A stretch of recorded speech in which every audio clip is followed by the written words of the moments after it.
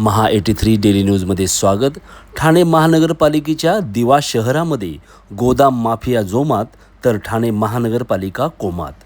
ठाणे महानगरपालिकेच्या दिनांक 18 जून 2026च्या सर्वसाधारण सभेत शीळ खिळकाळी परिसरातील अनधिकृत गोदामांचा मुद्दा गुरुवारी गाजला।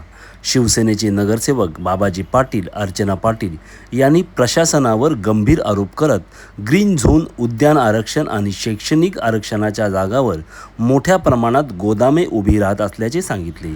शीळ, लकी कंपाऊंड आणि आसपासच्या परिसरात गेल्या काही वर्षात मोठ्या प्रमाणावर टायर, प्लास्टिक, रसायने तसेच भंगाराची गोदामे उभी राहिली आहेत। यातील अनेक गोदामे प्रशासकीय राजवटीच्या काळात उभी राहिलेली असून ती ग्रीन झोनमध्ये असल्याचा आरोप त्यांनी केला। शिवसेना नगरसेविका अर्चना पाटील यांनीही प्रशासनावर टीकेची झोड उडवली।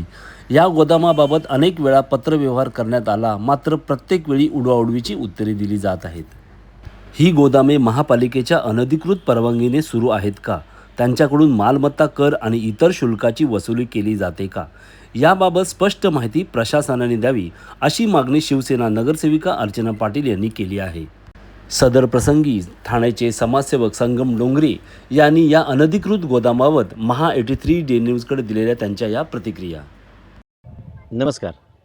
हे बघा, आता हे गोडाऊन बघा, आता आपण दिव्यामध्ये आहोत। आता मी दिवा शिळपाटा करता करता हे पडलेगाव ह्या ठिकाणी, ह्या काही ठिकाणी तर ह्या ठिकाणी अनधिकृतचे गोडाऊन बांधलेले आहेत आणि ह्या ठिकाणचे उपायुक्त आणि आयुक्त झोपलेत का, असा सर्वसामान्य माणसाला प्रश्न पडतो आहे। कारण खुल्लेआम हे बघा, ह्या भागात खुल्लेआम गोडाऊन मांडले, कुठल्या प्रकारची परवानगी नाही आणि समजा एखादी मोठी दुर्घटना घडली तर अशा वेळी जबाबदार कोण? आणि हे जे आयुक्त, जे इकडचे दिवा प्रभाग समितीचे सहाय्यक आयुक्त आहेत, त्यांनी लक्ष दिलं पाहिजे, तसेच उपायुक्त जे आहे यांनी लक्ष दिलं पाहिजे।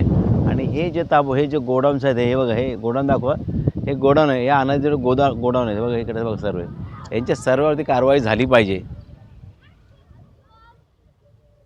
हे सर्व अधिकारी झोपायचं ढोंग करतायत का यांच्या आशीर्वादाने हे गोडाऊन थाटलेत? यापुढे कारवाई नाही केली तर या ठिकाणी आम्ही माननीय आयुक्त साहेबांकडे जाब विचारणार की हे जे गोडाऊन जे आहेत त्यांना कुठल्या बाजू परवानगी आहे आणि हे जे अधिकारी यांच्या का लागेबंदी आहेत का, हे पुढे बघणं उत्कृष्ट असेल।